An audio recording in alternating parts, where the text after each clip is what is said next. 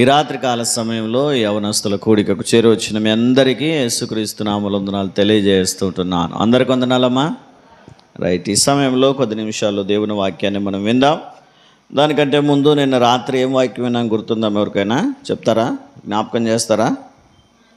మనలో ఉండకూడని 4 రకాల ఆత్మలలో 2 గురించి ఉదయం విన్నాం, మిగతా 2 గురించి రాత్రి విన్నాం. రైట్, గుర్తుంచుకున్న మీకు మరొకసారి నా హృదయపూర్వక వందనాలు తెలియజేస్తుంటున్నాను. ఈ సమయంలో కూడా కొద్ది నిమిషాల క్లుప్తంగా దేవుని వాక్యాన్ని విని మనం ముందు కొనసాగే ప్రయత్నం చేద్దాం. పరిశుద్ధ గ్రంథంలో నుంచి యోహాను సువార్త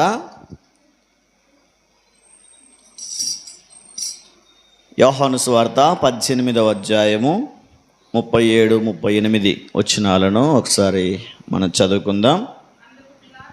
అందుకు పిలాతు, నీవు రాజువా అని ఆయనను అడుగగా, యేసు, నీవన్నట్టు నేను రాజునే, సత్యమును గూర్చి సాక్ష్యమిచ్చుటకు నేను పుట్టి తిని, ఇందు నిమిత్తమే ఈ లోకమునకు వచ్చి తిని. చాలు.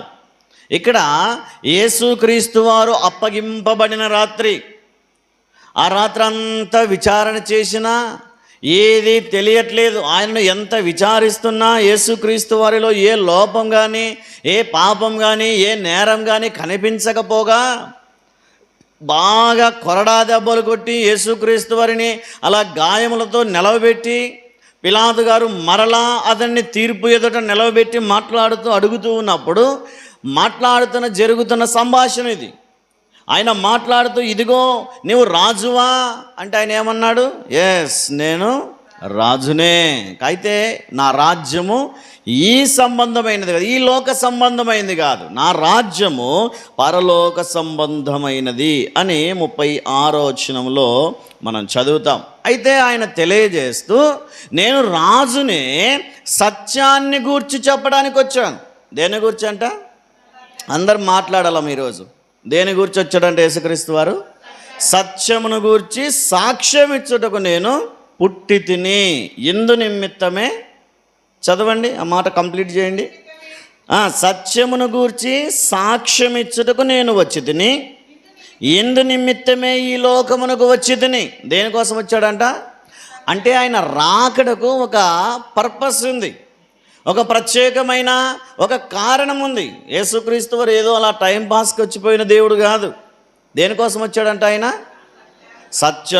సత్యమును గురించి సాక్ష్యం ఇవ్వడానికి అని చెప్తూనే దాన్ని కన్ఫర్మ్ చేస్తున్నాడు. ఆయన ఖచ్చితంగా దాన్ని ఇంకా నిర్ధారిస్తున్నాడు. ఇందు నిమిత్తమే, మరొక కారణం లేదు.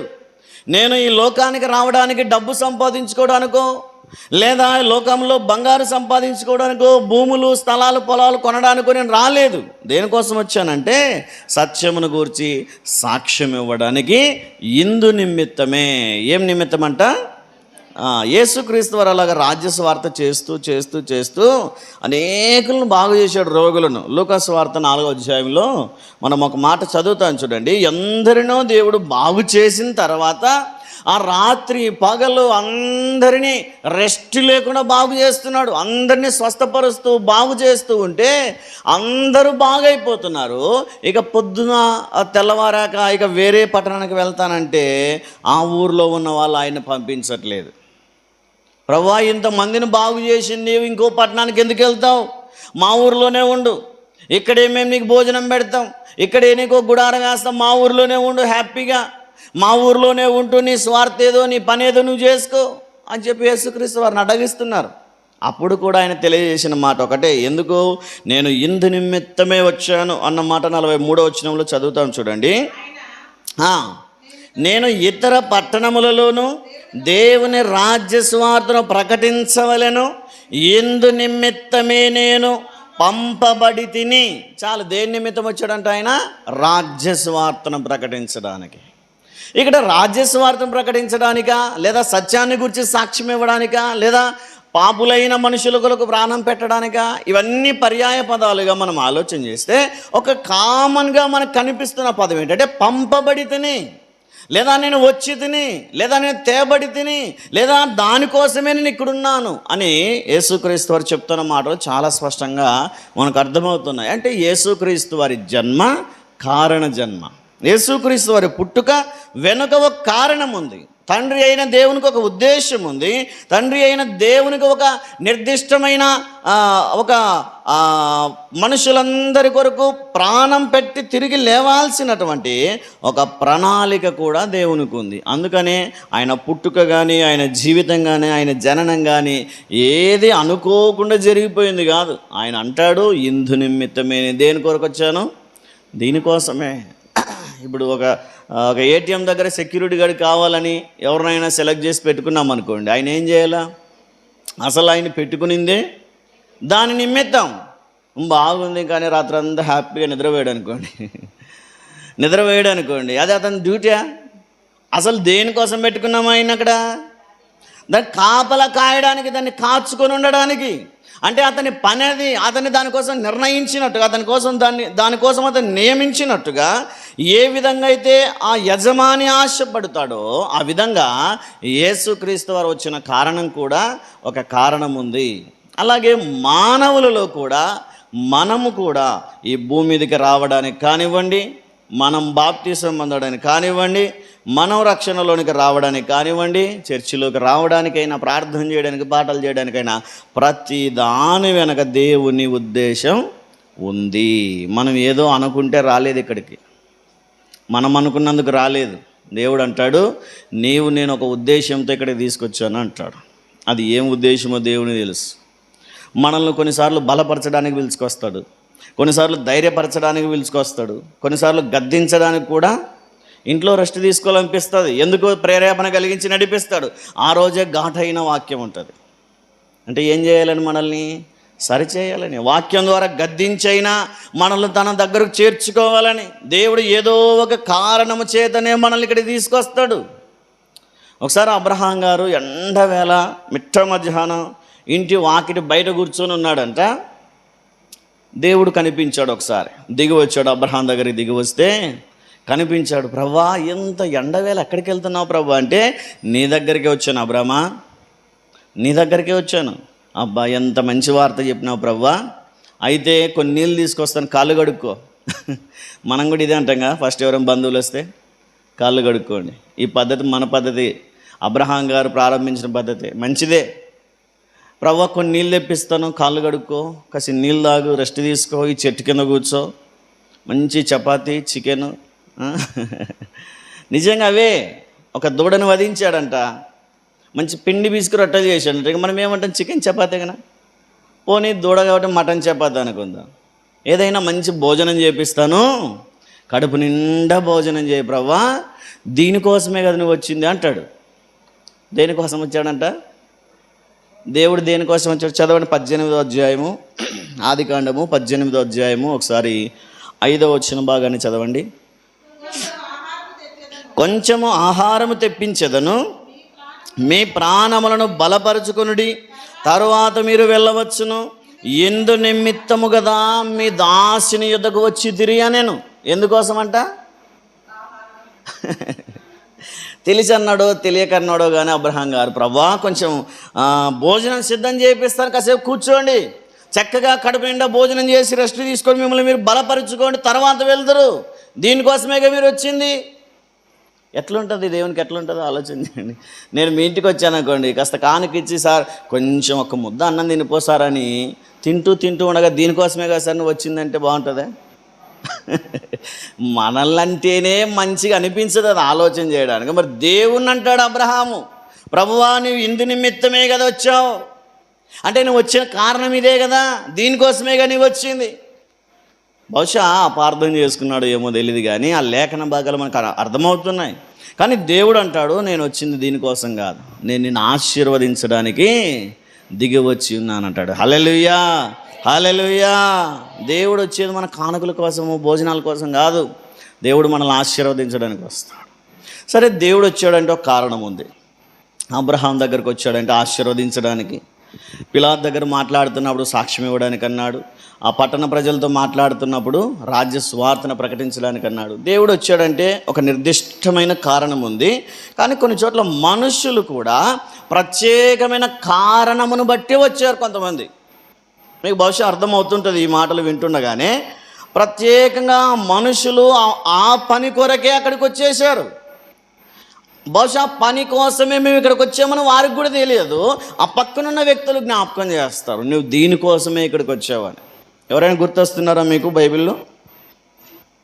ఒక 3 వ్యక్తులు ఉన్నారు బైబిల్లో, ప్రత్యేకంగా నువ్వు దీనికోసమే వచ్చావు, ఈ పని చేసి తీరాల్సిందే అని పక్కన వ్యక్తుల ద్వారా హెచ్చరించబడి సరిచేయబడిన వ్యక్తులు. ఎవరమ్మా?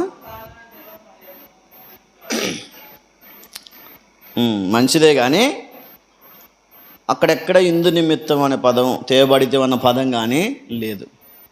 ఇంకెవరైనా గుర్తొస్తున్నారా? చెప్పండి, తప్పైనా పర్వాలేదు, ఏం పర్వాలేదు, చెప్పండి. నేనే చెప్తాను త్వరగా. ఎహెజ్కేలు గ్రంథంలోనికి రండి ఒకసారి. ఎహెజ్కేలు గ్రంథము 40వ అధ్యాయము 2 నుంచి 4 దాకా కొన్ని వచనాలు మనం చదువుదాం. దేవుని దర్శనవశుడనైన నన్ను ఇశ్రాయేలీయుల దేశంలోనికి తోడుకొని వచ్చి మిగుల ఉన్నతమైన పర్వతము మీద ఉంచెను. దానిపైన దక్షిణపు తట్టున పట్టణము వంటిదొకటి నాకు కనపడెను. చాలు, ఇక్కడ ఎహెజ్కేలు గారు మాట్లాడుతున్నారు. ఎవరు? ఒక యాజకుడు, ఒక ప్రవక్త, దేవుని చేత వాడబడిన ఒక దైవజనుడు, ఒక యాజకుడు, దేవుని పనిలో, దేవుని పరిచర్యలో బహుగా ప్రయాసపడినటువంటి యాజకుడు. ఆయన ఈ గ్రంథాన్ని వ్రాస్తూ ఉన్నప్పుడు తను అంటాడు, నేను ఒకరోజు ఆత్మవశుడనై ఉన్నాను. ఒకరోజు ప్రార్థనలో అలా దేవుని ఆత్మతో ఆ దర్శనంలో కలగంటూ దర్శన రీతిగా చూస్తున్నాడంట. అక్కడ ఏం కనిపించిందంటే దేవుడు వచ్చి అతన్ని తీసుకెళ్ళిపోయాడంట. ఎక్కడికి తీసుకెళ్ళిపోయాడంటే యెరూషలేము అనే పట్టణానికి తీసుకెళ్ళిపోయాడు. ఆ యెరూషలేము పట్టణంలో ఒక ఎత్తైన పర్వతం మీదకి తీసుకెళ్ళిపోయి దేవుడు అక్కడ నిలవబెట్టాడంట. ఎవరిని? ఎహెజ్కేలు గారిని అక్కడ నిలవబెట్టి, ఆ పర్వతం మీద నిలవబెట్టి చూస్తే ఎవ్వరూ లేరు, చుట్టుపక్కల ఎవ్వరూ లేరు. ఆయన ఒక్కడే ఉన్నాడు. ఆయన ఒక్కడే ఉన్నాడు. ఏంటి దేవుడు నన్ను ఇక్కడే తీసుకొచ్చేసాడు, నాతో ఏం పని ఉంది ఇక్కడ అని అలా చూస్తుంటే ఒక మనుష్యుడు కనిపించాడంట. ఒక మనిషి కనిపించాడు. ఒక మనుష్యుడు కనిపించాడంటే ఆ మనిషి చేతిలో ఒక దారం ఉంది. ఒక దారం ఉంది. కొలతలు కొలిచే ఒక కర్ర ఉందంట. ఇంచుమించు ఒక 9-10 అడుగుల కర్ర, 6 మూరల కర్ర అని ఉంది. ఇంచుమించు 9 అడుగులు. ఆ కొలత కొలవడానికి ఒక కర్ర, ఆ కొలతలు సరిగా కొలవడానికి కొలనూలు దారం, కొలతలు కొలవడానికనే సిద్ధంగా ఉన్న ఒక మనుషుడు కనిపించాడంట. ఆయన దేవుడు ఇంకా అదృశ్యుడైపోయాడు. ఆ మనుషుడు కనిపిస్తున్న ఆ మనుషుడు మాట్లాడుతూ ఎహెజ్కేలుతో అంటాడు. మనం చదువుతాం చూడండి, కింద వచనాల్లో 3వ వచనం చదవండి. అక్కడికి ఆయన నన్ను తోడుకొని రాగా ఒక మనుష్యుడుండెను.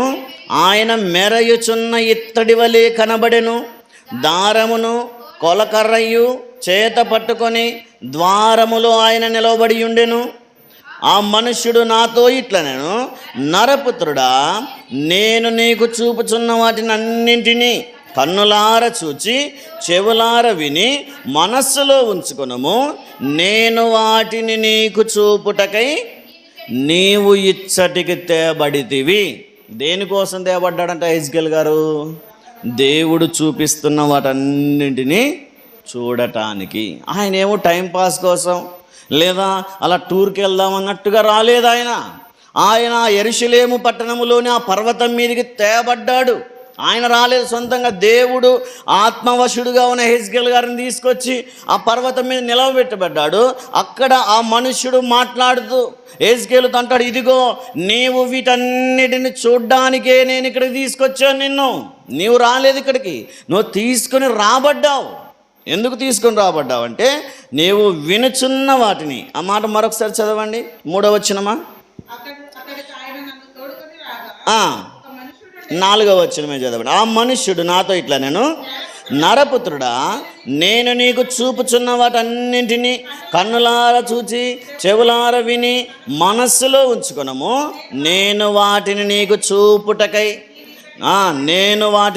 చూపుటకై నీవిచ్చటకి తేబడితివి. నీ జీవితంలో ఇప్పటి వరకు చూడలేదేమో, దేవుడు చూపించిన కార్యాలను చూడడానికే, దేవుని కార్యాలు చూపించడానికే నేను తీసుకొచ్చానని యెహెజ్కేలుతో దేవుడు చెప్తూ ఉన్నట్టుగా ఈ రాత్రి ఒకవేళ దేవుడు తన కార్యాలు మన జీవితంలో చూపించడానికే ఇక్కడ తీసుకుని వచ్చేసాడు. మనం ఏదో ఖాళీగా ఉన్నాం, ఫ్రీగానే ఉన్నాం కదా, అలా పోయొద్దామని రాలేదు. దేవుడే మనల్ని తీసుకొచ్చాడు, ఆయన సన్నిధిలోనికి, ఆయన మందిరంలోనికి తీసుకుని వచ్చాడు. అయితే యెహెజ్కేలు గారిని తోలుకొచ్చినట్టుగా ఒకవేళ మనల్ని కూడా తన కార్యాలను మన జీవితంలో చూపించడానికి, తన అద్భుత కార్యాలు మన జీవితంలో అనుభవించడానికి, దేవుని కార్యాలను కన్నులారా చూడడానికి, చెవులారా వినడానికి దేవుడు మనల్ని తీసుకొచ్చాడేమో. ఈరోజు ఆయన మందిరానికి, ఆయన కార్యాలను చూడడానికి మనం తేబడ్డామేమో. యెహెజ్కేలు వలె మనం కూడా ఈరోజు దేవుని కార్యాలను చూడగలగాలి. దేవుని కార్యాలను కన్నులారా చూసి, చెవులారా విని మనం కూడా మహిమపరిచే వారిగా ఉండాలని దేవుని వాక్యం తెలియజేస్తుంది. మరి తేబడుతున్నాం, మనం దేవుని కార్యాలు చూడడానికే తేబడుతున్నాం, కానీ చూస్తున్నామా? దేవుని కార్యాలు చూస్తున్నామా? లేదా దేవుని యొక్క సంగతులు వింటున్నాం కానీ గ్రహించగలుగుతున్నామా? ఒకసారి ఆలోచన చేయండి. దేవుని వాక్యం తెలియజేస్తుంది, నువ్వు దేవుడు చూపించే కార్యాలు చూడడానికే వచ్చావు కానీ చూడట్లేదు. దేవుని వాక్యం వినడానికే వస్తున్నావు కానీ వినట్లేదు. దేవుడు నీకు తన వాక్యాన్ని, తన దర్శనాన్ని చూపించడానికే నిన్ను తీసుకొచ్చాడు కానీ నువ్వు గ్రహించట్లేదు, చూడట్లేదని దేవుని వాక్యం తెలియజేస్తుంది. నువ్వు సైలెంట్గా ఉంటావేమో, దేవుని కార్యాలు చూసినా చూడనట్టుగా, దేవుని గొప్ప సంగతులు విన్నా విననట్టుగా నువ్వు ఉంటావేమో. కానీ యెహెజ్కేలుతో దేవుడు అన్నాడు, నువ్వు చూసిన వాటిని, కన్న వాటిని, విన్న వాటిని నువ్వు చక్కగా రాసి ఇతరులకు నీ తర్వాత తరానికి తెలియజేయాలి అని దేవుడు సెలవిచ్చాడు. ఈరోజు నువ్వు కూడా దానికోసమే తీసుకురాబడ్డావు ఆయన సన్నిధికి. నువ్వు కూడా దేనికోసం తీసుకురాబడ్డావు? దేవుని కార్యాలు చూడడానికి, దేవుని కార్యాలు వినడానికి, చెవులారా విన్న వాటిని, కనులారా చూసిన వాటిని ఇతరులకు బోధించడానికి, ఇతరులకు తెలియజేయడానికి మనం ఆయన మందిరంలోనికి తేబడ్డామని దేవుని వాక్యం తెలియజేస్తుంది. మనం చెప్పగలుగుతున్నామా దేవుని కార్యాలు?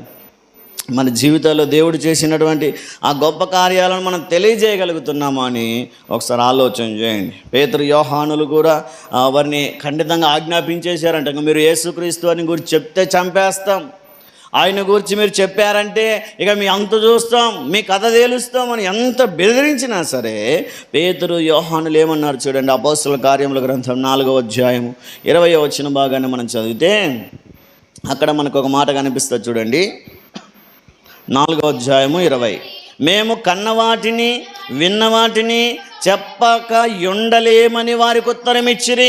మేము దేవుని ద్వారా విన్నాం, ఎన్నో కార్యాలు దేవుని ద్వారా విన్నాం, దేవుని ద్వారా కన్నులారా చూసాం. అయితే మేము విన్న వాటిని, కన్న వాటిని చెప్పకుండా మేము ఉండలేం.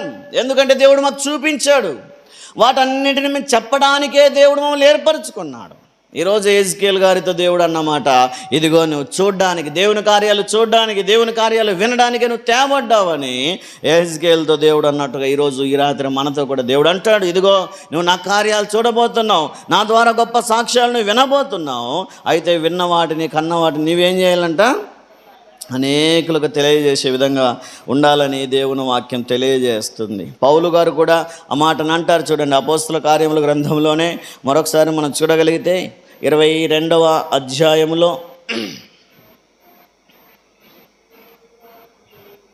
22వ అధ్యాయము ఒకసారి 15వ వచనాన్ని చదవండి.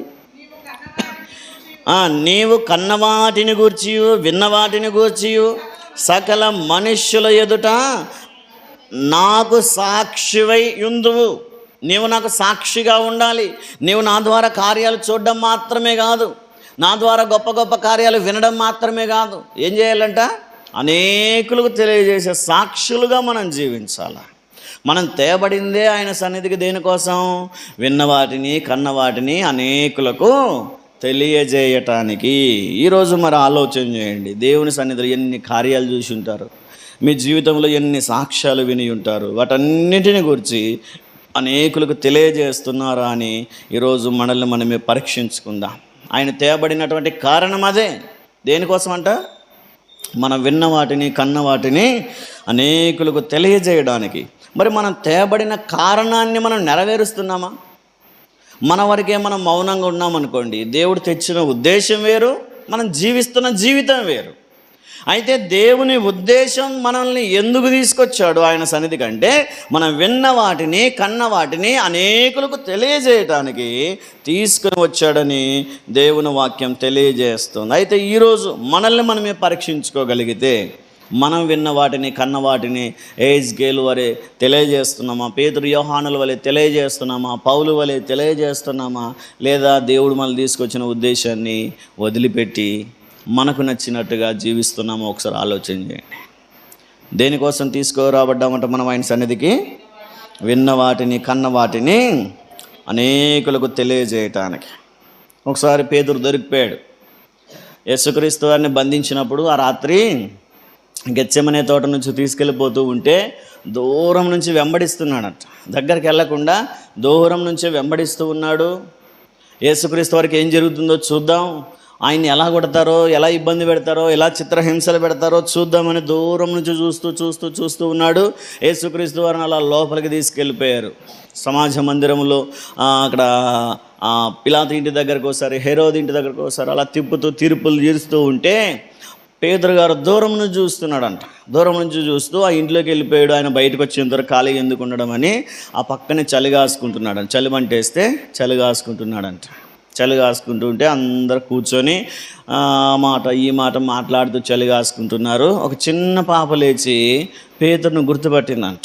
పేతురు, నువ్వు కూడా యేసుక్రీస్తు వారి ఇంటి తిరిగావుగా ఇన్నాళ్ళు, నువ్వు కూడా యేసుక్రీస్తు వారి శిష్యుడేవేగా, నీవు కూడా ఆయన చేసిన అద్భుత కార్యాలను చూసావుగా కన్నులారా, నువ్వు కూడా ఆయన శిష్యుడివే కదా, నువ్వు కూడా ఆయనతో పాటు తిరిగిన వాడివే. అద్భుత కార్యాలను, స్వస్థత కార్యాలను, గొప్ప కార్యాలను, నీళ్ళ మీద నడవడాన్ని, ఎన్నో అద్భుత కార్యాలను చూసావు కదా, నీవేనా పేతురు అంటే?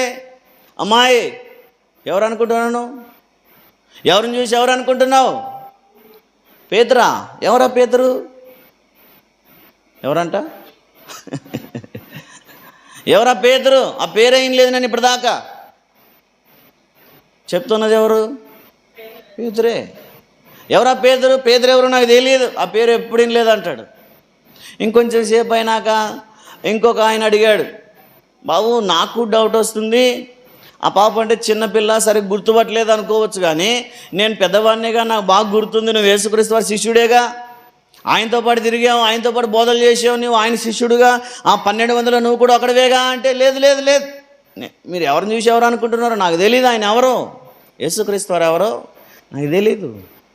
కన్న వాటిని విన్న వాటిని చెప్పాల్సిన వాడు చెప్పకుండా భయపడి పారిపోతున్నాడు. అంటే ఇప్పుడు మన పరిస్థితి కూడా ఎగ్జాక్ట్గా ఇలాగే ఉంది. మనం ఆయన సన్నిధికి తేబడిందే విన్న వాటిని కన్న వాటిని అనేకులకు తెలియజేయడానికి. అయితే మనం కూడా పేతురు వలె తప్పించుకుంటున్నాం. పేతురు వలె భయపడిపోయి పేతురు వలె మనం కూడా దాక్కుంటున్నాం అనేక సార్లు. అమ్మ నువ్వు దేవుని బిడ్డవేగా అంటే, దేవుని బిడ్డనంటే ఏమనుకుంటారేమో, ఉద్యోగం చేసే దగ్గర, పనికి వెళ్ళిన దగ్గర, కొన్నిసార్లు మనం దేవుని బిడ్డలని చెప్పుకోవడానికి కూడా సిగ్గుపడుతూ, కొన్నిసార్లు దేవుని బిడ్డలని చెప్పుకోవడానికి చర్చికి వెళ్తున్నాను చెప్పుకోవడానికి, నేను కూడా క్రైస్తవురాలనే బైబిల్ పట్టుకుని మందిరానికి వెళ్తున్నాను చెప్పుకోవడానికి కూడా కొన్నిసార్లు సిగ్గుపడుతున్నారు చాలామంది. అయితే దేవుని వాక్యం తెలియజేస్తుంది, నువ్వు తేబడటానికి కారణం ఏంటంటే విన్న వాటిని కన్న వాటిని తెలియజేయడానికి. కాబట్టి మొదటిగా దేవుని ద్వారా ప్రత్యేక కారణము బట్టి తేబడిన వ్యక్తి ఎవరు? ఎహెజ్కేల్ గారు. దేనికోసమంట? విన్న వాటిని కన్న వాటిని అనేకులకు తెలియజేయటానికి. రెండవదిగా ప్రత్యేక కారణాన్ని బట్టి తేబడిన మరొక వ్యక్తి ఎస్తేరు. ఎస్తేరు కూడా ఒక ప్రత్యేకమైన కారణాన్ని బట్టి అహస్వేరోసు రాజు దగ్గరికి ఆ మందిరంలోనికి వచ్చిందామే. ఆ రాజభవనంలో ఏదో అందంగా ఉందని కాదు వచ్చిందామె. అందుకే మొర్దెకై ఆమెతో మాట్లాడుతూ 4వ అధ్యాయంలో ఒక మాట అంటాడు చూడండి. ఎస్తేరు గ్రంథము 4వ అధ్యాయము 14వ వచనాన్ని ఒకసారి చదవండి. నీవు ఈ సమయమందు ఏమీ మాటలాడక మౌనముగా ఉన్న ఎడల యూదులకు సహాయమును విడుదలయు మరొక దిక్కు నుండి వచ్చును గాని నీవును నీ తండ్రి ఇంటి వారును నశించుదురు. నీవు ఈ సమయమును బట్టియే రాజ్యమునకు వచ్చితివేమో. దేనికోసం వచ్చిందంట ఆమె? ఈ సమయాన్ని బట్టే. అసలు ఈరోజు నీతో దేవునికి పని ఉంది. ఎంతకాలం నువ్వు రాణిగా ఉన్నావుగా, దానికోసం కాదు. ఇన్నాళ్ళు నేను రాని చెప్పుకొని తిరిగావు కదా, దానికోసం కాదు, నువ్వు వచ్చిందే దీనికోసం. దేనికోసం?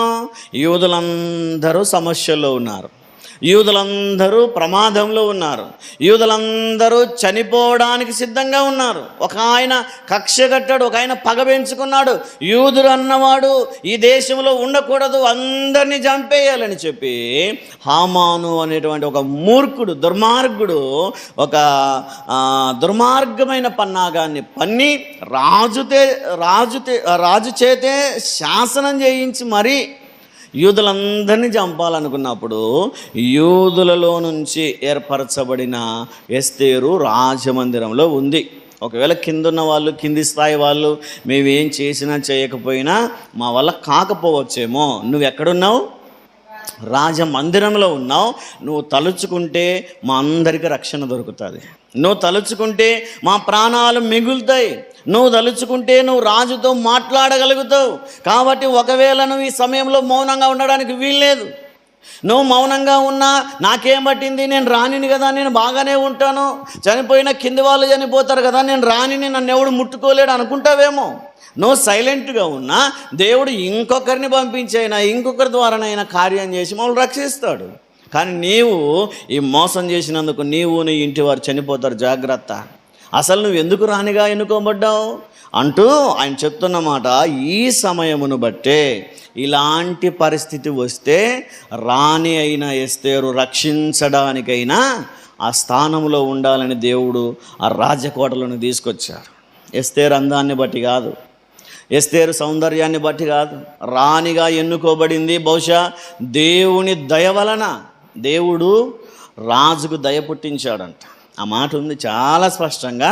ఎస్తేరును చూసినప్పుడు రాజుకు ఆమె మీద దయ పుట్టించెను అని ఉంది. దేవుడు దయ పుట్టించాడు. రాణిని మెచ్చుకొని ఎస్తేరు బాగుంది, అందంగా, బహుశా అందమైందే, సౌందర్యవతే, అంతరంగ స్వభావం, పరిశుద్ధత, పవిత్రత కలిగిందే, ఆమె క్యారెక్టర్ ఏం తప్పట్టడానికి లేదు. అయితే ఆమె దేహ సౌందర్యాన్ని బట్టి ఆమె రాణిగా ఎన్నుకోబడలేదేమో కానీ దేవుడు దయ పుట్టించాడు. ఎందుకు దయ పుట్టించాడంటే రాణి స్థానంలో ఎస్తేరు ఉంటే ఒకానొక సమయంలో ఇలాంటి పరిస్థితి వస్తే ఈమె నా ప్రజల కోసం ప్రార్థించడానికి, రాజు పక్షాన మాట్లాడడానికి ఉపయోగపడాలి అని చెప్పి దేవుడు ఈ విషయం కొరకు, ఈ పని కొరకే ఎక్కడ తీసుకెళ్ళిపోయాడంటే ఎస్తేరును రాజమందిరంలోనికి. అందుకే మొర్దెకై అంటాడు, ఈ సమయమును బట్టి రాజ్యమునకు వచ్చితివేమో అంటే దీనికోసమే వచ్చావేమో. ఒకసారి ఆలోచన చేయి, దీనికోసమే వచ్చావేమో ఆలోచన చేయి. ఈరోజు ఎస్తేరుతో మొర్దెకై మాట్లాడుతున్న మాటే దేవుడు ఈ రాత్రి మనతో కూడా మాట్లాడుతున్నాడు. నీకు, నీ ఇంటి వారికి, నీ ఇరుగు పొరుగు వారికి, నీ బంధువులకు, నీ రక్త సంబంధికులకు రక్షణ లేదు. నీ ఇంటిలోనే ఇంకా చాలామంది బాప్తిసం లేక దేవునికి దూరంగా జీవిస్తూ, దేవునికి తిరుగుబాటు చేస్తూ జీవిస్తున్నారు. వారందరినీ రక్షించుకోవడానికే నువ్వు ఆయన మందిరానికి వచ్చావేమో. నీ ఇంటి వాళ్లకు నువ్వు స్వార్థను ప్రకటించడానికే, నీ బంధువులకు నువ్వు వాక్యాన్ని బోధించడానికే, నీ వారిని, నీ సొంత వారిని నువ్వు రక్షించుకోవడానికే ఆయన మందిరానికి తేబడ్డావు. నీకు కూడా ఆయన మందిరానికి రావడానికి ఒక ప్రత్యేకమైన కారణం ఉంది. నేను మాత్రమే బాగున్నాను, బాప్తిసం తీసుకున్నాను, బలలో పాలు పొందుతున్నాను, ఇక నా మటుకు నేను ఆరోగ్యంగా హ్యాపీగా ఉన్నాను, ఆశీర్వదించబడ్డాను అని మౌనంగా ఉండడానికి కాదు. సరే, నువ్వు మౌనంగా ఉంటే ఉండు, దేవుడు ఇంకొకరి ద్వారా రక్షించుకుంటాడు మీ వారిని. కానీ ఆ రక్షించడానికే బహుశా నిన్ను దేవుడు రక్షించుకున్నాడేమో. ఈరోజు ఎస్తేరుతో అంటాడు, నీ ప్రజలను రక్షించుకోవడానికే నువ్వు తేబడ్డావు. ఈ ప్రాంతంలోనికి, ఈ సమయంలోనికి, ఈ రాజమందిరంలోనికి నువ్వు అనుకుంటే రాలేదమ్మాయి, నువ్వు అనుకున్నందుకు రాలేదు. నీ ప్రజలను రక్షించడానికి దేవుడే ప్రత్యేక కారణాన్ని బట్టి ఇందు నిమిత్తమే దేవుడిని అక్కడ తీసుకొచ్చాడు. కాబట్టి ఈరోజు ఎస్తేరుతో మాట్లాడినట్టుగా మనతో కూడా మాట్లాడుతున్నాడు. నీ ప్రజలను రక్షించుకోవాలి, నీ ఇంటి వారిని నువ్వు రక్షించుకోవాలి, నీ భర్తను, నీ పిల్లలను నువ్వు రక్షించుకోవాలి. నువ్వు రక్షించుకోవాలనే దేవుడు నిన్ను రక్షించాడు. మరి నీ మట్టుకు నీవు బాగానే ఉండి, నీ భర్త తాగుబోతైనా, ఇంకా తిరుగుబోతైనా, పిల్లలు అహంకారులైనా, గర్విష్ఠులైనా, మందిరానికి రాకపోయినా, నువ్వు ఇక నీ మట్టుకు నీవే బాగానే హ్యాపీగా ఉన్నావంటే ఎస్తేరు లాంటి మనస్తత్వం కాదు నీది. ఎస్తేరు లాంటి మనస్తత్వం ఎప్పుడు వస్తుందంటే నీ ప్రజలను రక్షించుకోవడానికి ప్రయాసపడినప్పుడు. యెహోషువ గ్రంథంలో మనం చదివితే రాహాబు తన ఇంటి వారందరినీ రక్షించుకున్నది. యెహోషువ గ్రంథంలో ఆ మాటలు మనం చాలాసార్లు చదువుతాం. 6వ అధ్యాయం 23వ వచనాన్ని ఒకసారి మనం చదివితే చూడండి. 6వ అధ్యాయం 23 చదవండి. రాహాబును, ఆమె తండ్రిని, ఆమె తల్లిని, ఆమె సహోదరును, ఆమె కలిగిన వారిని అందరినీ వెలుపలకు తోడుకొని వచ్చిరి. ఆమె ఇంటి వారందరినీ వారి వెలుపలకు తోడుకొని ఇశ్రాయేలు పాలెము వెలుపల వారి నివసింపజేసిరి. ఆ రోజు బుగ్గిపాలైపోయింది యెరికో పట్టణం. యెరికో పట్టణం భయంకరంగా దేవుడు నాశనం చేశాడు. ఆ నాశనంలో, ఆ ఉగ్రతలో ఉండకుండా రాహాబు తన ఇంటి వాళ్ళందరినీ ఏం చేసుకునింది? నేను మాత్రమే బాగుంటే చాలు అయ్యా, నన్ను మాత్రం రక్షించండి అనుకోలేదామే.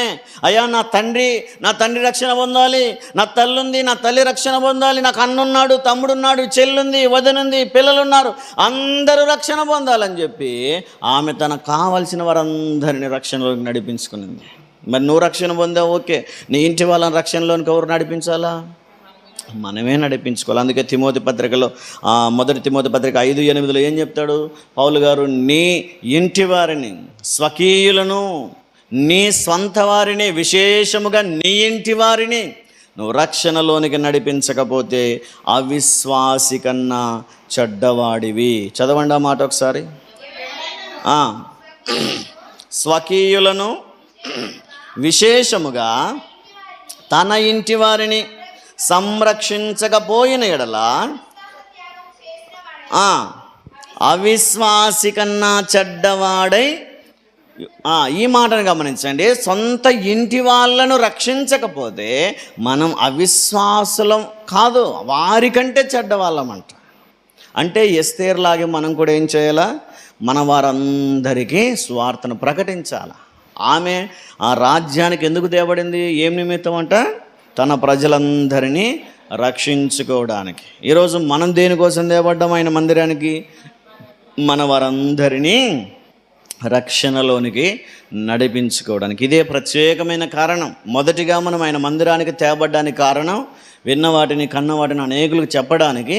రెండవదిగా మనం ఆయన మందిరానికి తేబడ్డానికి కారణం మన ఇంటి వారందరినీ రక్షణలోనికి నడిపించుకోవడానికి. లూకాసు వార్త 16వ అధ్యాయంలో ధనవంతుడు ఏడుస్తూ ప్రార్థన చేస్తాడు, ప్రభా, నాకు లేకపోయినా పర్వాలేదు ఆ రక్షణ, నాకు రాకపోయినా పర్వాలేదు, ఎలాగూ నేను రక్షణ పొందే అవకాశమే లేదంటున్నావుగా, నేను రక్షణ పొందకపోయినా పర్వాలేదు, నేను పాతాళంలో యాతన పడినట్టు, వేదన పడినట్టు నాకు 5 అన్నదమ్ములు ఉన్నారు, వారు కూడా దుర్మార్గులే, వారు కూడా పాపాత్ములే, వారు కూడా పాపిష్టి జనమే, వారు నాకంటే భయంకరమైన దుర్మార్గులుగా జీవిస్తున్నారు ప్రభా. అయ్యా అబ్రహామా, ఇదిగో నా అన్నదమ్ములైనా ఈ ప్రాంతానికి రాకూడదు, ఈ నరకంలోనికి, ఈ పాతాళంలోనికి రాకూడదని ఏడ్చి ప్రార్థన చేస్తాడు. చూడండి ఒకసారి ఆయన 27వ వచనం చదువుతాం. తండ్రి, అలాగైతే నాకు 5 సహోదరులు ఉన్నారు, వారును ఈ వేదనకరమైన స్థలమునకు రాకుండా వారికి సాక్ష్యం ఇచ్చుటకై నా తండ్రి ఇంటికి వారిని పంపవలనని నిన్ను వేడుకొనుచున్నాను. అడుగుచున్నాను కాదు, వేడుకొనుచున్నాను. ఏం చేస్తున్నాడంట? నాకు 5 సహోదరులు ఉన్నారయ్యా. అబ్రహామా, ఈ వేదనకరమైన స్థలంలోనికి నా అన్నదమ్ములు రాకూడదు, వారి భార్య పిల్లలు ఎవ్వరూ ఈ స్థలంలోనికి రాకూడదు, వాడిని రక్షించాలి. నరకములో ఉన్నోనికి అంత బాధ ఉందే తన ఇంటి వాళ్ళని రక్షించుకోవాలని. మరి మనం ఆయన సన్నిధిలో ఉన్నాం, ఆయన బిడ్డలుగా జీవిస్తున్నాం, మనకెందుకు లేదు మన ఇంటి వాళ్ళని రక్షించుకోవాలని? కాబట్టి రెండవదిగా తన చిత్తాన్ని అనుసరించి తేబడిన వ్యక్తి ఎస్తేరు. దేని నిమిత్తం? తన ప్రజలందరినీ రక్షించుకోవడానికి. మూడవదిగా చివరిగా మనం చూస్తాం చూడండి, ఆదికాండంలో యోసేపును బట్టి కూడా మనం ఆలోచన చేస్తే ఆయనే అంటాడు స్వయంగా ఒక మాట. చూడండి 45వ అధ్యాయము 5 నుంచి కొన్ని వచనాలు చదువుదాం. నేను ఇక్కడికి వచ్చినట్లు మీరు నన్ను అమ్మివేసినందుకు దుఃఖపడుకుడి, అది మీకు సంతాపం పుట్టింపనీయకుడి. ప్రాణరక్షణ కొరకు దేవుడు మీకు ముందుగా నన్ను పంపించెను. 2 సంవత్సరముల నుండి కరువు దేశములో ఉన్నది, సేద్యమైనను కోతయైనను లేని సంవత్సరములు ఇంకా 5 వచ్చును. మిమ్మను ఆశ్చర్యముగా రక్షించి దేశములో మిమ్మను శేషముగా నిలుపుటకును ప్రాణముతో కాపాడుటకును దేవుడు మీకు ముందుగా నన్ను పంపించెను. దేనికోసం పంపించాడంట? యోసేపును డబ్బులు కాసిపడి అమ్మేశారు అన్నలు, కానీ అన్నల అమ్మకం వెనక ఉద్దేశం వేరో. వారి ఒకవేళ ధనాపేక్ష ఉండొచ్చేమో, డబ్బుకు ఆశపడ్డారేమో, తమ్ముని ఎదుగుదల చూసి ఓర్వలేక అసూయతో అమ్మేశారేమో. అన్నదమ్ముల వర్షన్ అది. కానీ దేవుని వర్షన్ ఏంటంటే, నువ్వు ఈరోజు అమ్మబడితేనే రేపొద్దున నీ అన్నదమ్ములను, తల్లిదండ్రులను, నీ వారందరినీ పోషిస్తావు. అందుకే ఒకానొక సమయంలో యోసేపును అమ్మేశారు. అమ్మివేసిన తర్వాత ఐగుప్తులో కొనబడ్డాడు, ఒక దాసునిగా ఉన్నాడు. అలా దాసునిగా జైల్లో నమ్మకంగా ఉన్నాడు. అలాగా చెరసాలలో ఉన్నప్పుడు నమ్మకంగా ఉన్నాడు. అలాగా అతని నమ్మకత్వాన్ని బట్టి, అతనికి దేవుడు తోడై ఉండటాన్ని బట్టి పొతీఫరు తన ఇంటి మీద అధికారినిగా నియమించాడు. అలాగా ఫరోక్ కూడా పరిచయం చేశాడు. ఇక రాజ్యమంతటి మీద అధికారిగా, ప్రధానమంత్రిగా, ఆహార శాఖ మంత్రిగా అతనికి ఒక పదవి వచ్చింది. 7 సంవత్సరాలు భయంకరమైన కరువు రాబోతుందని ముందుగా దర్శన రీతిగా అతడు ఆలోచన చేసి, ముందు పంటలు పండబోయే 7 సంవత్సరాలను అతడు నిలువ చేసి, ఆ తర్వాత రాబోయే 7 కరువు సంవత్సరాలు సమృద్ధిగా జీవించాలని దేవుని ప్లాన్ రాజుకు వివరించాడు. చక్కగా వారు పోషించబడుతున్నారు, అంత బాగానే ఉంది. అయితే కనానులో ఉన్నటువంటి ఇశ్రాయేలు అనగా యాకోబు, అతని 70 మంది సంబంధికులు, అతని కుమారులు, పిల్లలు, కోడలు అందరూ సంతానం అంతా ఆకలితో అలమటిస్తున్నారు. అక్కడ ధాన్యం లేదు, అక్కడ వర్షం లేదు, పంటలు లేవు, ఏమీ లేవు. దానికే వారికి ఒక విషయం తెలిసింది, ఐగుప్తులో ఉంది ధాన్యం, తీసుకురాకుండా పంపిస్తే అన్నలు వచ్చారు. ఇప్పుడు ధాన్యం కొనడానికి వచ్చారు.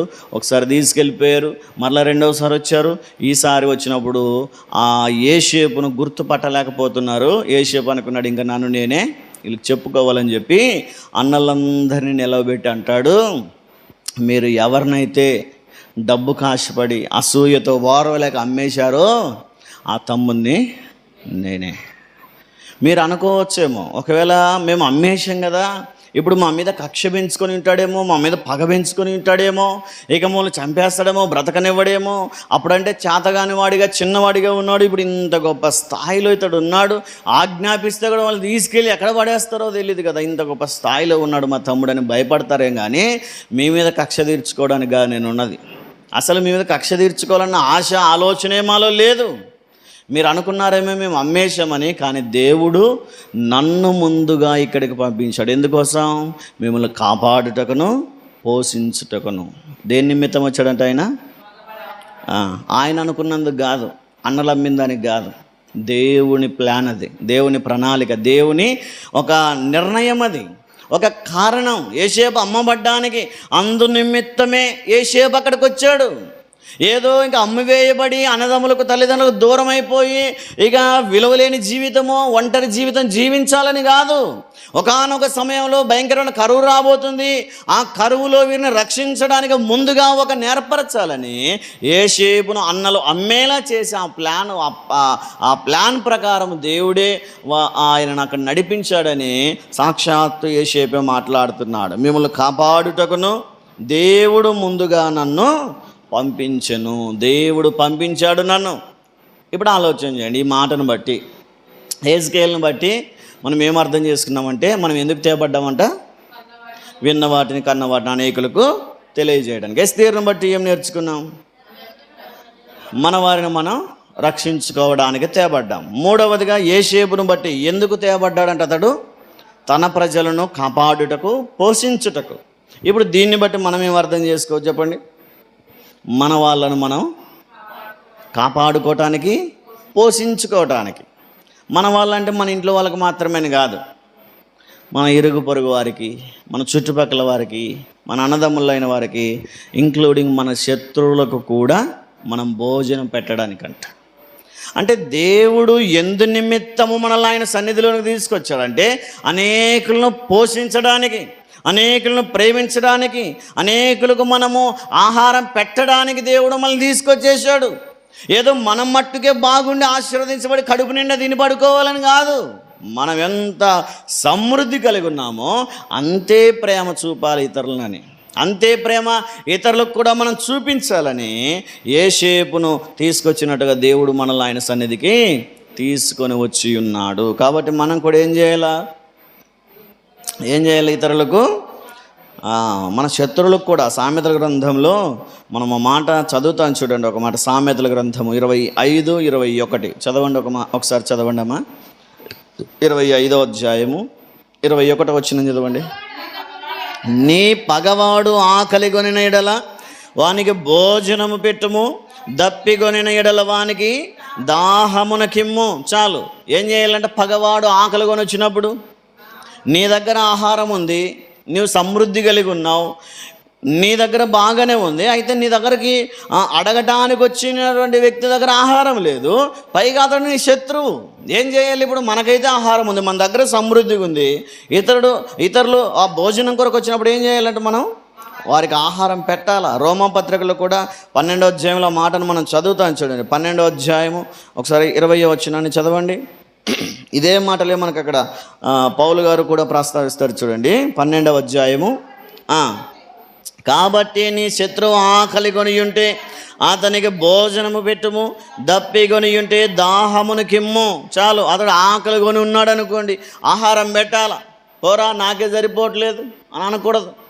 నాకు నా పిల్లలకే చాలట్లేదు, వెళ్ళిపో, నీకెక్కడి నుంచి ఇస్తాను, పైగా నువ్వు నాకు నమ్మక ద్రోహం చేసావు, నువ్వు నన్ను మోసం చేసావు, నీకెందుకు ఇస్తాను, నీకెలా ఇస్తాను నేను అని చెప్పకూడదంట. అసలు దేవుడు మనకెందుకు ఇచ్చాడు అంత సమృద్ధి? ఇతరులకు పెట్టడానికి. మనం తింటే ఒక పడి అన్నం తింటాం అనుకోండి, అయినా 2 పళ్ళు చేసుకునే ఆహార ధాన్యం మనకిచ్చాడు. కారణం ఏంటి? ఇతరులకు పెట్టడానికి. అంటే అన్నీ ఇచ్చి పరీక్షించే దేవుడు కొన్నిసార్లు సమృద్ధినిచ్చి కూడా పరీక్షిస్తాడు. ఈ మొక్కతే తింటుందా, ఇతరులకు పెడుతుందా? దేవుడు మనకు మంచి జీతం ఇచ్చాడు అనుకోండి, అంటే ఇతరులకు సహాయం చేస్తా. అన్నీ ఇచ్చే దేవుడు డబ్బిచ్చి పరీక్షించడా? ధనం ఇచ్చి, బంగారు ఇచ్చి, లేదా ధాన్యం ఇచ్చి, ఆహారం ఇచ్చి మళ్ళీ పరీక్షించడా? మనం చదివితే లూకాసు వార్తలో 2 అంగీలు ఉంటే ఏం చేయాలంట? చదవండి ఒకసారి. లూకాసు వార్త 3:11 చదవండి.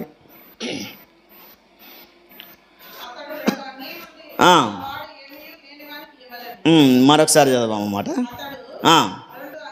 2 అంగీలు గలవాడు ఏమీ లేని వానికి ఇయ్యవలెను, ఆహారము గలవాడును అలాగే చేయవలెను. నీకు 2 అంగీలు ఇచ్చాడంటే దేనికోసం? నీవే బాగుండాలని కాదు. మాకేడున్నాయి సార్ అంగీలు అంటారా? మాకేడున్నాయి సార్ అంగీలు అంటారా? పోనీ 2 పట్టు చీరలు ఉన్నాయనుకోండి, ఏం చేయమని ఇస్తారా? ఎన్ని ఉన్నాయి లెక్క పెట్టండి. ఇంటికి వెళ్ళాక ఒక 30 ఉంటాయా? ఒక 15 తీసుకురండి రేపు వచ్చేటప్పుడు. ఎవరు దోంతర్లు కుట్టేవాళ్ళకి, బంతలు కుట్టేవాళ్ళకి వేద్దాం. దాని ఉద్దేశం మన దగ్గర ఉన్నవి ఇవ్వాలని కాదు, కానీ అలా ఇచ్చే మనస్సు కలిగి ఉండాలని. అవసరమైతే ఇవ్వడం కూడా నేర్చుకోవాలి. 2 అంగీలు ఉన్నవాడే ఒక అంగీ ఇవ్వాలంటే మరి ఇంచుమించు 20-30 అంగీలు ఉన్నాయి, 20-30 వస్త్రాలు ఉన్నాయి మనకు. మనం ఇంకెంత చేయాలా, ఇంకెంత ఇవ్వాలా? అంటే మనం ఆయన సన్నిధికి తేబడ్డానికి కారణమే ఇతరులను ప్రేమించడానికి, ఇతరులకు సహాయం చేయడానికి, ఇతరులకు ఆహారం పెట్టడానికి. ఇంక్లూడింగ్ మన శత్రువులైనా సరే వారికి కూడా మనం ఆహారం పెట్టాలంట. నీ కడుపు నిండా భోజనం ఇచ్చాడు, అప్పుడే నీ ఎదుటి ఎవరో ఆకలితో అలమటిస్తున్న వ్యక్తులు అలా వెళ్తుంటారు. నీ దగ్గరికేం రాడు, నీ దగ్గరికేం రాదామే, అలా వెళ్తూ ఉంటుంది. దేవుడు పరీక్షిస్తాడు ఆ సమయంలోనే. నీకు దండిగా ఉంది కదా, పిలిచి ఒక ముద్ద అన్నం పెడతావా లేదా అని. ఆ సమయంలో మనం ఎలా ప్రవర్తిస్తామో చూస్తాడు. హ్యాపీగా పండగ చేసుకుంటాం, క్రిస్మస్ చేసుకుంటున్నాం, భక్ష్యాలు చేసుకున్నాం, ఆ రోజే ఎవరో ఒకరు మన ఇంటికి వస్తారు. పోమ్మా పిల్లలకే పెట్టలేము, ఇంకా సారే వచ్చిలేడు, ప్రార్థన చేసలేడు. ఓకే, ప్రార్థన చేయకముందు పెట్టకపోయినా పర్వాలేదు, కానీ ఒకవేళ ప్రార్థన తర్వాత వస్తే బాగొచ్చే పోమ్మంటారా? దేవుడు అన్ని విధాలుగా పరీక్షించే దేవుడు. కొన్నిసార్లు ఆహారం విషయంలో కూడా, ధనం విషయంలో కూడా, డబ్బు విషయంలో కూడా, ధాన్యం విషయంలో, ఆహారం విషయంలో అన్ని ఏ విధంగానైనా దేవుడు మనల్ని పరీక్షించగలడు, పరీక్షిస్తాడు కూడా. అయితే దేవుని వాక్యం తెలియజేస్తుంది ఏంటంటే, మనం ఎందు నిమిత్తం తేబడ్డాం ఆయన మందిరానికంటే అనేకులకు ఆహారాన్ని ఇచ్చి పోషించడానికి కూడా. కాబట్టి ప్రత్యేక కారణాన్ని బట్టి తేబడిన వ్యక్తులను గురించి మనం ఆలోచన చేస్తే, మొదటిగా హెజ్కేల్ గారు దేని నిమిత్తం తేబడ్డాడు? కన్నవాటిని విన్నవాటిని అనేకులకు తెలియజేయటానికి. రెండవదిగా ఎస్తేరు దేని నిమిత్తం తేబడింది? తన ప్రజలను రక్షించుకోవడానికి తేబడింది. మూడవదిగా యోసేపు దేని నిమిత్తం తేబడ్డాడంట? తన ప్రజలను, తన ఇంటి వారిని పోషించుకోవడానికి. మనం కూడా మన ఇంటి వారిని, మన వారిని మాత్రమే కాదు కానీ మన ఇరుగు పొరుగు వారిని, మనకు సంబంధం లేని వారిని, ఇంక్లూడింగ్ మన శత్రులను కూడా మనం పోషించాలని దేవుని వాక్యం తెలియజేస్తుంది. అది చేసినప్పుడే మనం తేబడినటువంటి ఆ ఉద్దేశం నెరవేర్చబడుతుంది. ఇవేవి చేయకపోతే దేవుడు మనం తీసుకొచ్చి పెట్టాడు కానీ మనం ఏం చేయం. కాబట్టి ఇది సరి అయిన పద్ధతి కాదు. మనం తీసుకొచ్చిందే ఇవి చేయాలని. కాబట్టి అవి చేసి దేవుడు తీసుకొచ్చిన మనం తేబడిన ఆ ఉద్దేశాన్ని సంపూర్ణంగా నెరవేర్చి దేవుని ద్వారా ఆశీర్వదించబడదాం. దేవుడు అటువంటి కృప మనందరికీ అనుగ్రహించునుగాక. ఆమేన్. ప్రార్థన చేసుకుందాం. కళ్ళు మూసుకునండి. ఆఖరి ప్రార్థన ఆశీర్వాదంతో మనం ఈ కూడికను ముగించుకుందాం. మహాపరిశుద్ధుడా, గొప్ప దేవుడా, మీ ఉన్నతమైన, శ్రేష్టమైన, అత్యున్నతమైన, అతి మనోహరమైన పాదములకు వేల కొలది స్తుతులు, స్తోత్రములు చెల్లిస్తుంటున్నాం ప్రభువా. మరొకసారి రాత్రికాల సమయంలో తండ్రి యవనస్తుల కూడిక పరిచర్య ద్వారా మీరు మహిమ పొందినందుకు వేల కొలది స్తోత్రాలు చెల్లిస్తుంటున్నాము రాజా. ఇదిగో సత్యమును గురించి సాక్ష్యం ఇవ్వడానికి నేను పుట్టి తిని ఇందు నిమిత్తమే వచ్చానని, మీరు ఎందు నిమిత్తం వచ్చారో మీ తండ్రి వచ్చినటువంటి ఆ కారణాన్ని సంపూర్ణంగా నెరవేర్చినట్టుగా తండ్రి కొంతమంది మనుషులు కూడా ఎందు నిమిత్తం తేబడ్డారో, ఎందు నిమిత్తం వారు ఆ స్థలంలోనికి, ఆ ప్రాంతంలోనికి తీసుకుని రాబడ్డారో ఆ విషయాలన్నీ మాతో మాట్లాడినందుకు స్తోత్రాలు చెల్లిస్తుంటున్నాం ప్రభా. ఎహెజ్కేలు కన్నవాటిని విన్నవాటిని తెలియజేయడానికి దాని నిమిత్తమే నువ్వు తీసుకుని రాబడ్డావని తెలియజేసావు. మేము కూడా అలా చేయాలని, మేము కూడా అనేకులకు బోధించాలని, ప్రకటించాలని, ఉన్న వాక్యాన్ని మేము కన్నవాటిని విన్నవాటిని ప్రకటించాలని మాతో కూడా మాట్లాడినందుకు స్తోత్రాలు ప్రభా. తండ్రి ఎస్తేరు కూడా తన ప్రజలను రక్షించుకోవడానికే ఈ సమయం కొరకే నువ్వు ఇక్కడికి వచ్చావేమో ఆలోచన చేయమని మొర్దెకై ద్వారా హెచ్చరించబడినట్టుగా మేము కూడా మా వారిని రక్షించుకోవడానికే నీ సన్నిధికి వచ్చామేమో. ఆ ప్రయత్నం మేము చేయకుండానే తండ్రి మా పనులు మాత్రమే చూసుకుంటూ మా వారిని నిర్లక్ష్యం చేస్తున్నామేమో. నీ చిత్తమైతే మా ఇంటి వారిని, మా బంధువులను, రక్త సంబంధికులను, మా ఇరుగు పొరుగు వారందరినీ రక్షించుకునే బాధ్యతను మేము నెరవేర్చి ఆ నిమిత్తాన్ని, ఆ కారణాన్ని తండ్రి మేము కూడా నెరవేర్చడానికి మీరే కృప చూపించమని ప్రార్థిస్తుంటున్నాం ప్రభా. యేసేపు కూడా తన ఇంటి వాళ్ళందరినీ పోషించడానికే ఇందు నిమిత్తమైన తేబడ్డాడని నీ లేఖనాల్లో చదువుకున్నట్టుగా మాకు కూడా సమృద్ధినిచ్చావంటే, మాకు కూడా కావలసినంత ధనమును, ధాన్యమును, ఆహారమును ఇచ్చావంటే మా ఇరుగు పొరుగు వారిని ప్రేమించాలని, మా చుట్టుపక్కన ఉన్నవారిని, ఆకలితో అలమటిస్తున్న వారిని ఆదరించాలని, ప్రేమించాలని, అలాంటి వారికి కూడా ఆహారం పెట్టాలని ఆ ఉద్దేశంతోనే మమ్మల్ని తీసుకుని వచ్చావు ప్రభా. ఆ చిత్తాన్ని నెరవేర్చే కృపను మాకు కూడా అనుగ్రహించమని ప్రార్థిస్తుంటున్నాం ప్రభా. మీరు మమ్మల్ని తీసుకుని వచ్చిన, మేము తేబడిన ఆ చిత్తాన్ని, ఆ నిమిత్తాన్ని, ఆ కారణాన్ని మేము నెరవేరుస్తూ నీ ద్వారా ఆశీర్వదించబడగలిగే కృపను మాకు అనుగ్రహించమని ప్రార్థిస్తూ ఉంటున్నాం. ఈ విత్తబడిన వాక్యం విన్న వారందరి హృదయాలలో, వారి జీవితాలలో ఫలించడానికి మీరే కృప చూపించమని ప్రార్థిస్తూ ఉంటున్నాం. ఆసక్తితో చేరువచ్చిన బిడ్డలందరినీ మీరు దీవించి ఆశీర్వదించమని, రాలేక వెనకబడిపోతున్న వారిని క్షమించి మరొకసారైనా రావడానికి మీరే కృప చూపించమని, ఈ రాత్రికాల సమయంలోని మెండైన దీవెనలు చేరవచ్చిన మా అందరిపై కుమ్మరించి నడిపించమని నజరేయుడైన యేసుక్రీస్తు వారి నామములో వినయముతో అడిగి వేడుకొని పొందుకొనిటున్నాము తండ్రి. ఆమేన్.